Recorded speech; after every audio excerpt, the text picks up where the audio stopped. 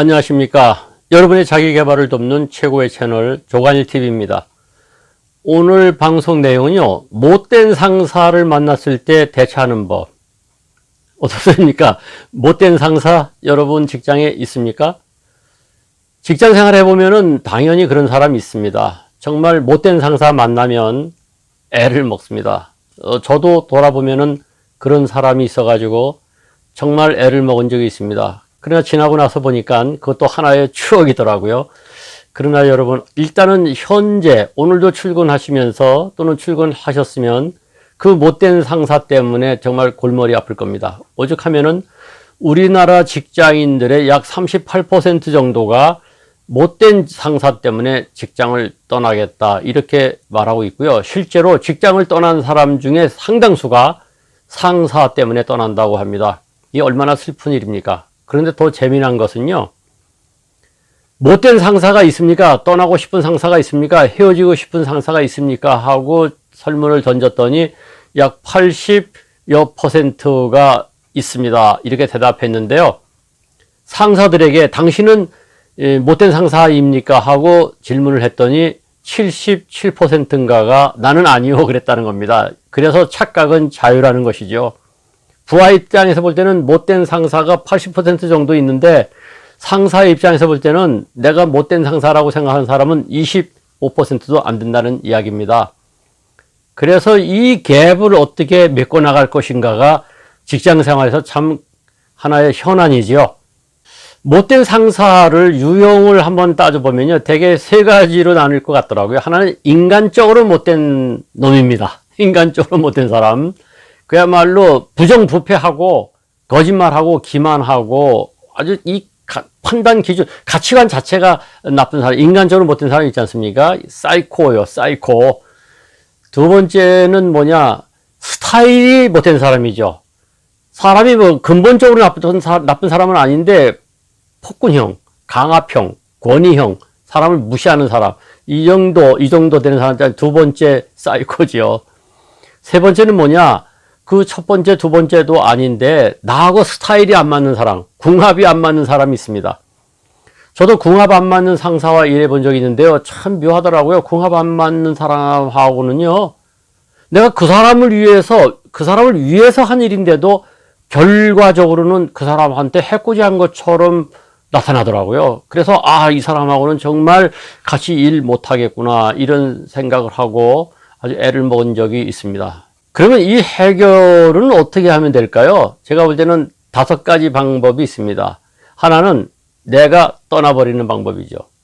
두 번째는 상사가 떠나버리는 방법이죠. 세 번째는 내가 변하는 방법이고, 네 번째는 상대방이 변하는 방법입니다. 5번째는 나도 조금 변하고 상대방도 조금 변하는 방법입니다. 자, 이거 하나씩 놓고서는 한번 따져보죠. 내가 떠난다. 미쳤습니까? 상대방이 나쁜 놈인데 왜 내가 떠납니까? 그런데 사람들은 자꾸만 내가 직장을 떠나려고 하는데 그건 잘못된 판단입니다. 그 사람 피해서 떠나잖아요. 그러면요, 늑대 피하다가 호랑이 만납니다. 호랑이를 만나면 괜찮습니다. 하이에나를 만납니다. 그리고 생각해 보세요. 상대방이 정말 나쁜 사람인데 왜 좋은 내가 떠나야 됩니까? 그건 방법이 아니죠. 두 번째, 상대방 떠나보내는 거. 그거 가능합니까? 여러분이 파워가 좋아서 떠나보낼 수 있으면 떠나버리면 되지만 그거 안 되지 않습니까? 세 번째, 내가 바뀌는 거. 이건 좀 이따 얘기하고요. 상대방을 바꾸는 거. 그거 불가능하지 않습니까? 그리고 나도 조금 바뀌고 상대방도 조금 바뀌는 거. 이거는 상대방이 바뀌게 되기 때문에 이것도 불가능하다고 볼 수 있죠. 다시 말해서 상대를 떠나게 하거나 상대를 바꾸게 하는 것이 불가능하다면은 남은 방법은 내가 떠나거나 내가 변하는 수밖에 없습니다. 그런데 조금 전에 말씀드렸죠. 내가 떠나는 건 바보 같은 짓일 수 있다고요. 그러면 남는 방법은 뭡니까? 내가 변하는 수밖에 없죠. 속이 타지만 내가 변하는 수밖에 없습니다. 자, 그럼 이 내가 변하는 방법에는 또 어떤 것이 있는가 한번 우리가 이렇게 논리적으로 수학적으로 풀어보자고요. 나를 바꾸는 3가지 방법 중에 첫째는요, 무감각해지는 거죠. 넌 떠들어라. 넌 그렇게 해라. 나는 나대로 간다. 이것도 하나의 방법일 수가 있어요. 무감각해지게. 또 때로는 가만히 생각해 보면요, 내가 너무 예민하게 반응하는 것 아닌가 이렇게 생각할 수도 있습니다. 한번 상대를 잘 분석해 보세요. 분석해 보면 하나씩 하나씩 분석해서 지워나가면요. 아, 이것은 아니다. 이것은 아니다 하다 보면 나중에 남는 게 몇 가지 안 남습니다. 그래서 이 정도는 내가 무시하고 그냥 무감각하게 지내겠다 해서 무감각해지는 방법이 있습니다. 생각해 보세요.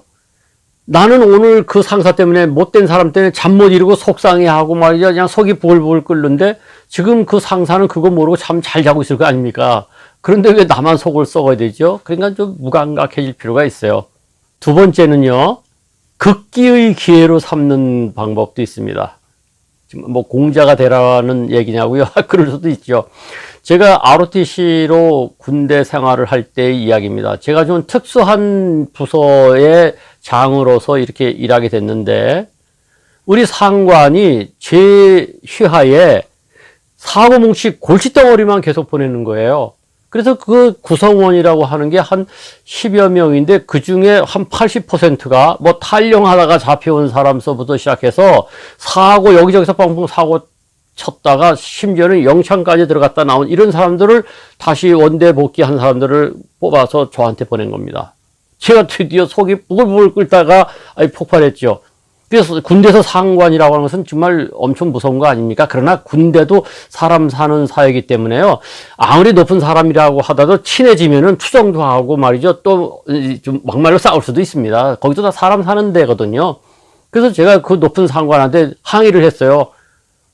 왜 저한테만 이런 사람을 보냅니까? 하고 말씀을 드렸는데 그 상관이 역시 노련하시더라고요. 웃으시더니 저보고 이러더라고요. 조중이, 예. 자네 ROTC지? 예, 그렇습니다. 자네 장기 복무할 거요? 제대할 거요? 저 이제 1년 반만 있으면 제대합니다. 그거 봐. 당신 제대할 거잖아. 예. 그런데 당신 사회에 나가서 이런 골칫덩어리를 언제 다뤄볼 수 있겠느냐 말이야. 그러니까 이 군대에 있을 때, 그래서 네 명령이 팍팍 맥힐 때에 이 골칫덩어리를 한번 다뤄보는 거는 좋은 계기가 되는 것 아닐까?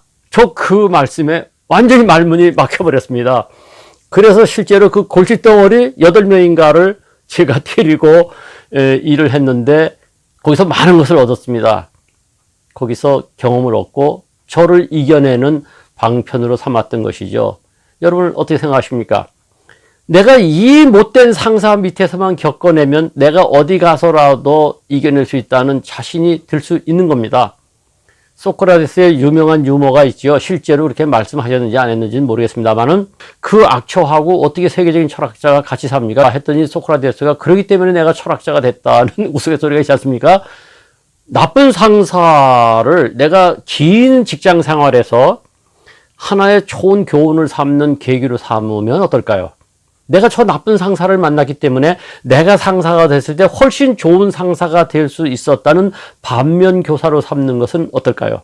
저는 이 방법도 대단히 훌륭한 것이라고 생각을 합니다. 세 번째는 상대방은 못했지만 내가 끝까지 그에게 다가가면서 좋은 사람이 되고 마음을 여는 것이죠. 참 어려운 얘기입니다. 그러나 그것도 분명히 방법은 방법입니다. 여러분 이 세 가지 방법 중에서 어떤 걸 찾으시겠습니까? 죽어도 못하시겠다고요? 그렇다고 죽을 필요는 없지 않습니까? 저는 이 세 가지 방법을 말씀드리는 거고요.